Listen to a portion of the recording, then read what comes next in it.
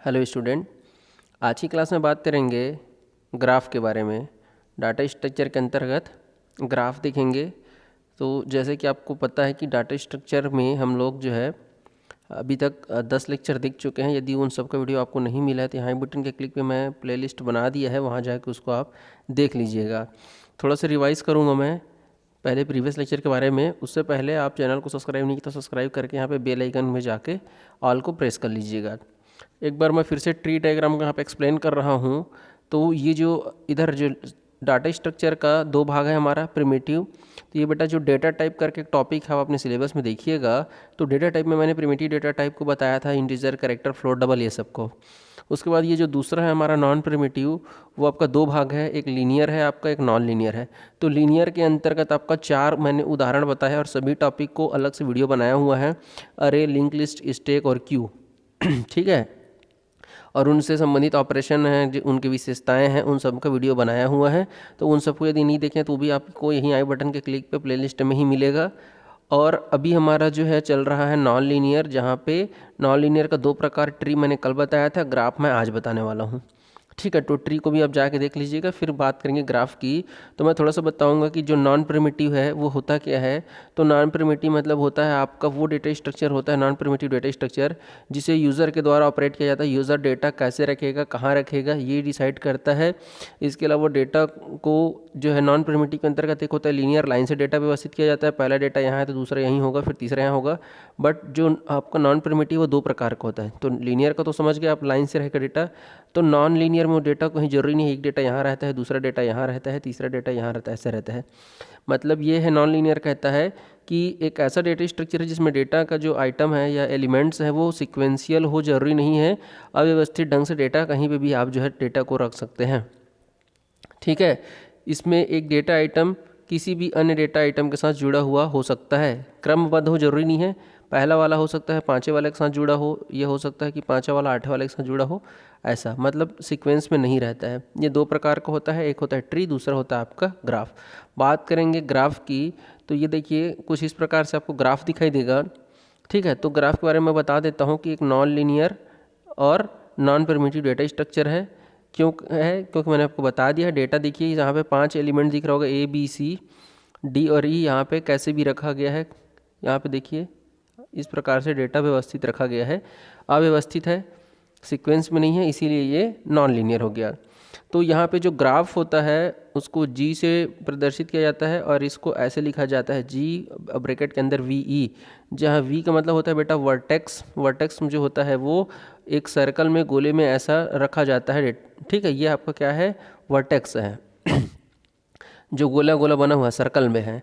और एजेस मतलब दो, जैसे देखो ए और बी दो वर्टेक्स है, इन दोनों को आपस में जोड़ने के लिए एक लाइन की आवश्यकता होती है, उसी एज कहते हैं। मतलब दो अलग अलग नोड को आपस में जोड़ने के लिए हम लोग एज का यूज़ करते हैं। मैंने ट्री में भी आपको वर्टेक्स और एज के बारे में बताया हुआ था।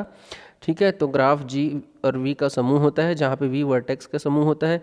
ए बी सी डी ई यहाँ 5 वर्टेक्स है और एज की बात करते हैं, देखो 1 2 3 4 5 6 आपके क्या है यहाँ पे एज हैं। ठीक है। और क्या कहता है देख लीजिए, ग्राफ में एक वर्टेक्स दूसरे वर्टेक्स के साथ जुड़ा हुआ रहता है। देख लीजिए ए और डी दो अलग अलग वर्टेक्स हैं, एक दूसरे के साथ ऐसे जुड़े हुए हैं, कनेक्शन उनके बीच में रहता है। और दोनों को जोड़ने के लिए जिसका प्रयोग किया जाता है उसको हम लोग क्या कहते हैं, एज कहते हैं। एज दो नोडों के मध्य कम्युनिकेशन प्रोवाइड कराता है, सूचना का आदान प्रदान करने के लिए ए और डी को जोड़ने के लिए एज का प्रयोग किया गया है। क्लियर है क्या?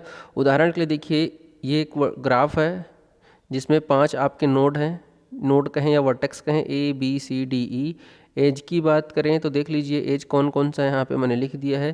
देखिए ए बी एक एज है, बी सी एक एज है, सी ई एक एज है, डी और ई एक एज है, ए और डी एक एज है, और यहाँ से डी और बी एक एज है। तो इस प्रकार से देख लीजिए आपके एज बने हुए हैं। ठीक है क्या? ये सबको मैंने यहाँ पे लिख दिया है, आप उसको जाकर वहाँ से देख लीजिएगा। ठीक है ना? और एक आध आप खुद से भी बना के देख सकते हैं। तो बात करें यदि टाइप्स ऑफ ग्राफ की, तो दो प्रकार का होता है, एक होता है डायरेक्टेड, एक होता है अनडायरेक्टेड।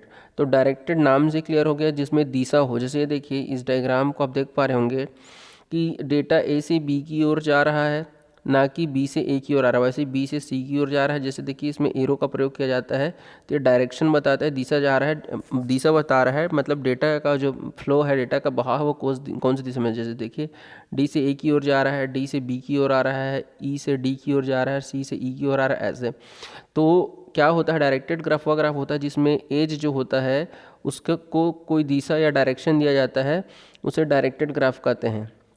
ठीक है, इस प्रकार का जो एज रहता है उसको डायरेक्टेड एज कहते हैं। जो एज तो वहाँ पे भी था, ये देखिए ये भी एक एज है, बट ये अनडायरेक्टेड एज है, क्योंकि इसमें देखिए ए और बी में आपको ये नहीं पता चल रहा है कि डेटा बी से ए की ओर आ रहा है कि ए से बी की ओर जा रहा है। बट इस डायग्राम में देखिए डेटा ए से बी की ओर जा रहा है, तो ये जो एज है ए और बी वो आपका क्या है, डायरेक्टेड ग्राफ है। और जो एज है उसको डायरेक्टेड एज कहते हैं। तो ग्राफ में एज को एक रेखा द्वारा दर्शाया जाता है और उसके प्रत्येक रेखा में एरो बना रहता है, इस प्रकार से। तो एरो का निशान बना रहता है, उसी को हम लोग क्या कहते हैं, डायरेक्टेड ग्राफ कहते हैं। एक डायरेक्टेड ग्राफ में एज एक ऑर्डर में एक दूसरे से जुड़ा हुआ रहता है।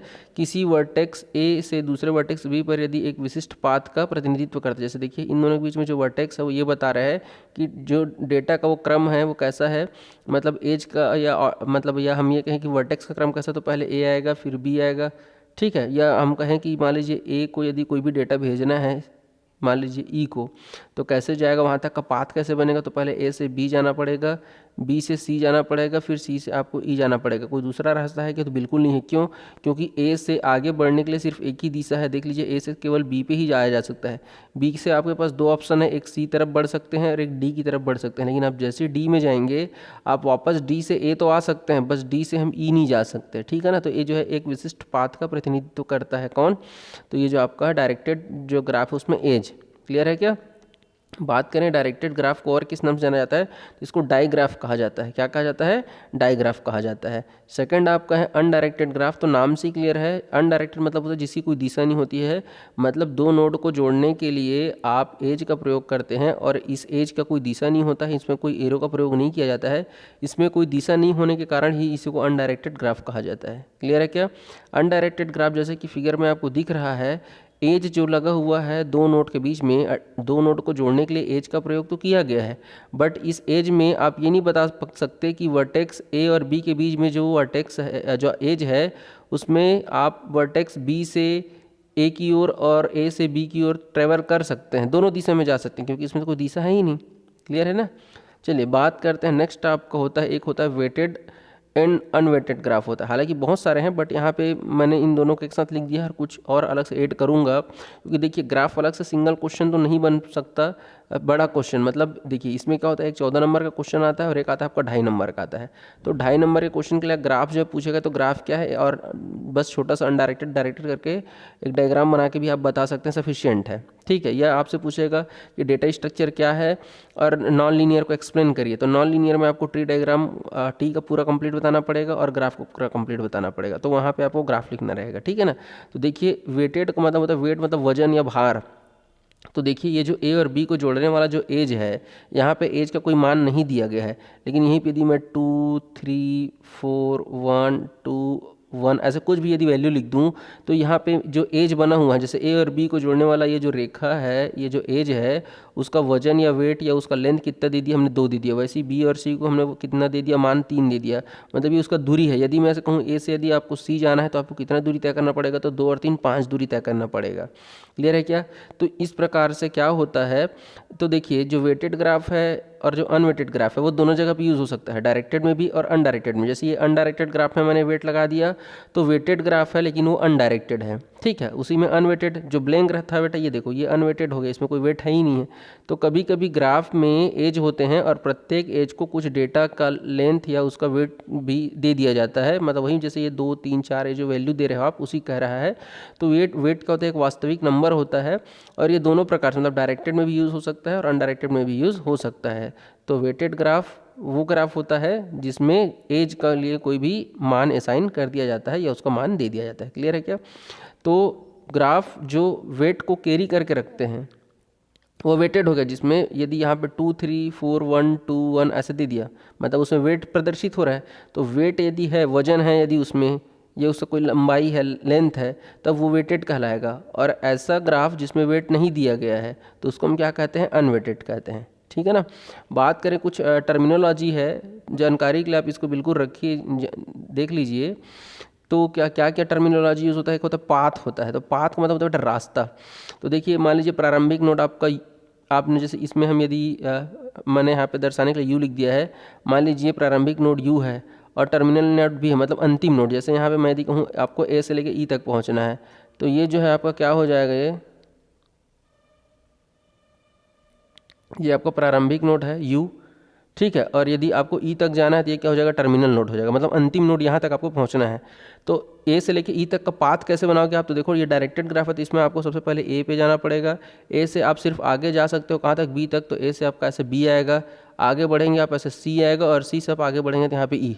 तो ए से लेके ई तक जाने के लिए पाथ आपका क्या बन जाएगा, ए बी सी और आपका ई हो जाएगा, ठीक है। तो जो पाथ होता है वो क्या कहता है कि एक ऑर्डर के रूप में परिभाषित किया जाता है, मतलब प्रारंभिक नोड से अंतिम नोड तक पहुँचने के लिए। नेक्स्ट है साइकिल। तो साइकिल होता है एक ऐसा सर्कल होता है, उसको हम लोग साइकिल कहते हैं।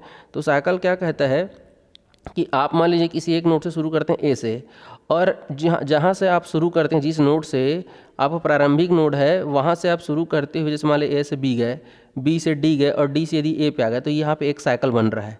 वैसे एक साइकिल यहाँ पे देखिए, बी से गए सी, सी से ई, ई से डी और डी से, अब देखिए डी से आप बी पे वापस नहीं जा सकते, हाँ, बट है कि डी से आप ए में जा सकते हो, ए से ई पे जा सकते हो। तो ये देखिए ये भी एक सर्कल ऐसे बन गया।